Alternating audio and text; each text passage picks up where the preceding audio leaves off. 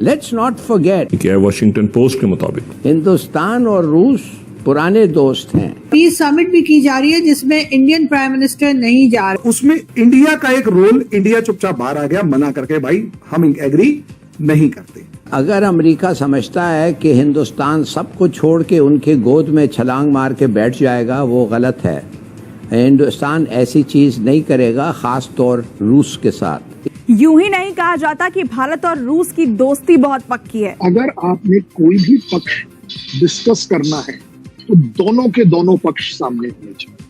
आप यूक्रेन को बिल्कुल डिस्कस करें, फिर साथ साथ रशिया को भी डिस्कस करें। मगर पूरी दुनिया तब चौंक गई जब भारत ने स्विट्जरलैंड में यूक्रेन शांति दस्तावेज पर साइन नहीं किया। इसका एक इम्प्लीकेशन इंटरनेशनल डिप्लोमेसी में लिया जा सकता है कि शायद इंडिया रशिया की तरफ झुकाव दिखा रहा है, बट हमको झुकाव हमारा है। एक ऐसी कहानी है जिसको अगर आप समझे ना कि ये कोई हॉलीवुड या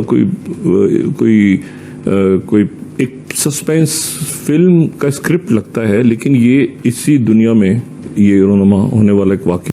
असल वजह है, एक तो इंडिया और रूस जब ये सोवियत यूनियन था, ये उसी टाइम से एक दूसरे के साथ बाइतिमाद दोस्त रहे, एक दूसरे के ऊपर इतिमाद करते हैं। हमारे को वो ऑयल दे रहा है, इससे हमारी 70% पुरानी जो मिलिट्री हार्डवेयर है वो उसके ऊपर डिपेंडेंट है। We know about this. हम उसके साथ काफी जगह पर ब्रह्मोस जैसी मिसाइल हम बना रहे हैं, एक्सपोर्ट कर रहे हैं, हमारे इकोनॉमिक इंटरेस्ट भी। हम लाते हैं टॉक शोज और अनलिमिटेड एंटरटेनमेंट सिर्फ यूट्यूब पर। अगर आपने अभी तक हमारा चैनल सब्सक्राइब नहीं किया तो अभी सब्सक्राइब करें और बेल आइकॉन को क्लिक करके हमारी लेटेस्ट वीडियोस के बारे में अपडेट जानें। सर, आज हम बात करेंगे यूक्रेन की, और जैसे आप जानते हैं कि G7 में भी उनके लिए जो है $50 बिलियन लोन का अनाउंसमेंट किया गया है, और जो कि रशिया के जो पैसे हैं, जो फंड्स हैं, उसमें से दिया जाएगा। लेकिन एक पीस समिट भी की जा रही है जिसमें इंडियन प्राइम मिनिस्टर नहीं जा रहे। लेकिन आप क्या समझते हैं कि इस तरह के जो समिट्स हैं वो क्या वाकई में बहुत इम्पोर्टेंट हैं या कोई रोल प्ले कर सकेंगी? चीजों को जब हम इवैल्यूएट करें तो एक निष्पक्ष होकर करना चाहिए। ऐसा नहीं है कि मैं कोई रशिया का बहुत बड़ा फैन हूं या एज अ इंडियन मैं उनकी साइड लेना चाहूँ। साइड नहीं लेगा, जो उन्होंने किया है बिल्कुल गलत। हमारे प्राइम मिनिस्टर ने कह भी दिया कि किसी भी दूसरी कंट्री के अंदर इन्वेजन करना अपने आप में बिल्कुल 100%। बट आपने ही बड़ा बढ़िया बात करी कि हमारे प्राइम मिनिस्टर पीस समिट में पार्ट लेंगे या नहीं लेंगे। इस समय ये चल रहा है नहीं ले रहे। क्यों नहीं ले रहे? क्योंकि हमारे प्राइम मिनिस्टर का कहना है अपनी कंट्री के हिसाब से, हमारी कंट्री के हिसाब से, कि अगर आपने कोई भी पक्ष डिस्कस करना है तो दोनों के दोनों पक्ष सामने होने चाहिए। आप यूक्रेन को बिल्कुल डिस्कस करें, फिर साथ साथ रशिया को भी डिस्कस करें, तब जाकर कॉन्फ्लिक्ट खत्म होगा। आप 50 बिलियन क्या मैं कह रहा हूँ, 100 बिलियन भी दे दीजिए, अगर रशिया रुकेगा ही नहीं तो वो कॉन्फ्लिक्ट रुकेगा कैसे?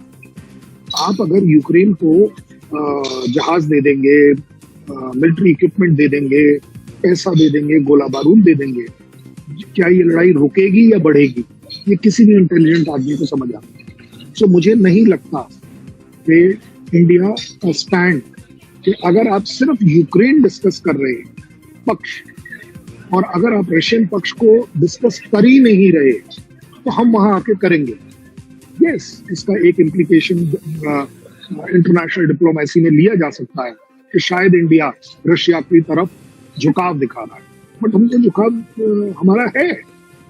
हमारे we have lot of interest में, हमारे को वो ऑयल दे रहा है, इससे हमारी 70% पुरानी जो मिलिट्री हार्डवेयर है वो उसके ऊपर डिपेंडेंट है। We know about this. हम उसके साथ काफी जगह पर ब्रह्मोस जैसी मिसाइल हम बना रहे हैं, एक्सपोर्ट कर रहे हैं, हमारे इकोनॉमिक इंटरेस्ट भी।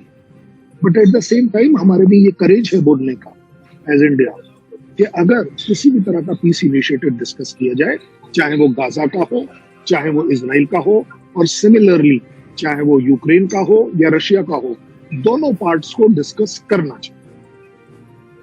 बिल्कुल ऐसा ही है। लेकिन सर, हमेशा से अमेरिका अपनी लड़ाई जो है किसी ना किसी दूसरी कंट्री से लड़ता है, डायरेक्ट उसने कभी नहीं लड़ा। आप देख लीजिए, ईरान इराक को देख लीजिए, अफगानिस्तान को देख लीजिए, और कई कंट्रीज ऐसी हैं जहां पे असल में जंग तो अमेरिका लड़ रहा था लेकिन खुद वहां नहीं था। लेकिन इस वक्त अमेरिका की हालत खुद भी खराब होती चली जा रही है, ये भी हम देख रहे हैं। कि काफी कमजोर हो गया है, और चाहे इकोनॉमी वाइज कह लीजिए या कुछ भी, तो इस वक्त अमेरिका की क्या पोजीशन आप देखते हैं कि क्या अभी भी उतना ही स्ट्रांग है कि वो अपनी जंग किसी और जमीन से लड़ता रहे, क्योंकि वो तो चलता ही जंग के ऊपर है। इसके ऊपर मैं आपको बड़ा अच्छा एग्जांपल दूंगा, क्योंकि आपके यहाँ और मेरे यहाँ हम इस बात को जल्दी समझते हैं अगर गलत तरीके से समझाएंगे।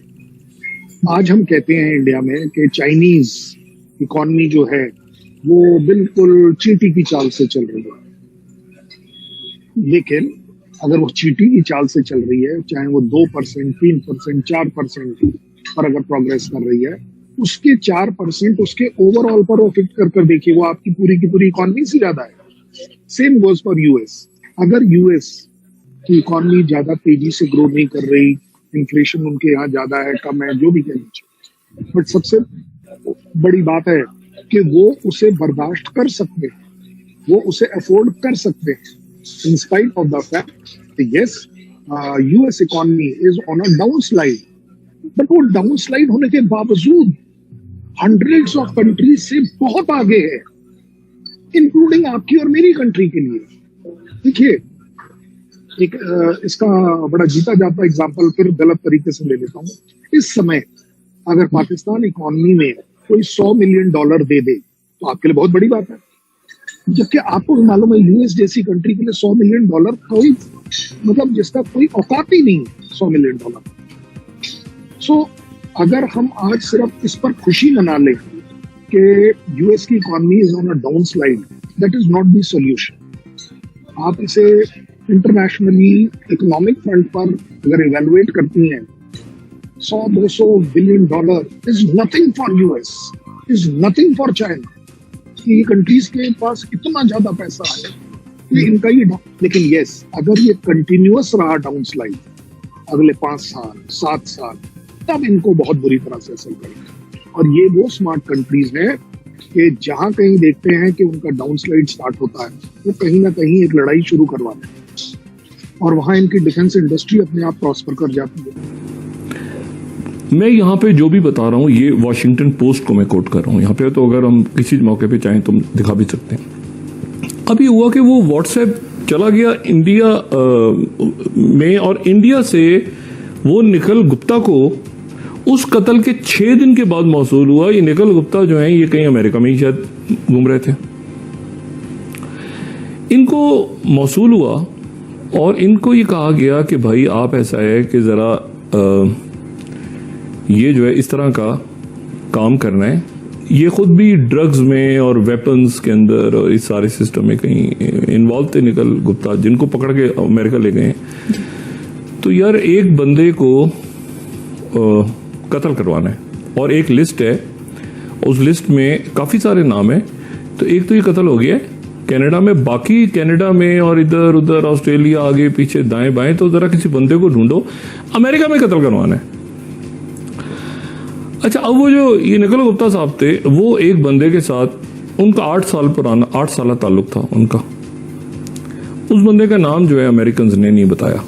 वो बंदा जो है वो हथियारों का कारोबार करता था अमेरिका में ही, और वो ड्रग्स का काम करता था, मनशियात का। और 8 साल से वो निखिल गुप्ता के साथ दोस्ती भी थी, इनका सारा घूमना फिरना कारोबार आगे पीछे। निखिल गुप्ता ने उससे कहा कि भाई ऐसा है कि एक काम आया, अभी तो ये हम दवाई, ये ड्रग्स और ये वेपन सप्लाई कर रहे हैं इधर उधर दाएं बाएं, लेकिन एक बंदे को कत्ल करवाना है तो मुझे कोई उजरती कातिल अरेंज करके दो। और उसने कहा कि ऐसा है कि ये जो पीछे हैंडलर हैं जो इंडिया में मौजूद थे, उनसे भी उनकी शक्ल दिखाई। इंटेलिजेंस हैव असेस्ड के एक तो समित गोयल ने किया, ये बात बिल्कुल आ गई। और फिर जो लास्ट पैराग्राफ अगर हम दिखा सकें कि यूएस एफिडेविट, ये बड़ी अजीब सी बात है कि यादव जो है वो एसोसिएट है गुप्ता का, ठीक है, और गुप्ता का एसोसिएट है who procured the alleged drug traffickers help by arranging for dismissal of criminal charges, जिसको उसने वहां से छुड़ाया था जेलों से। गुप्ता के पास हिस्ट्री है अफगानिस्तान वगैरह की वो सारी। अच्छा, तो आपको ये वीडियो कैसा लगा कमेंट बॉक्स में जरूर लिखिए। इस वीडियो को लाइक कीजिए, शेयर कीजिए, सब्सक्राइब करना ना भूलिए आपके चैनल EFC.Z को। तो मिलते हैं अगली वीडियो में। जय हिंद।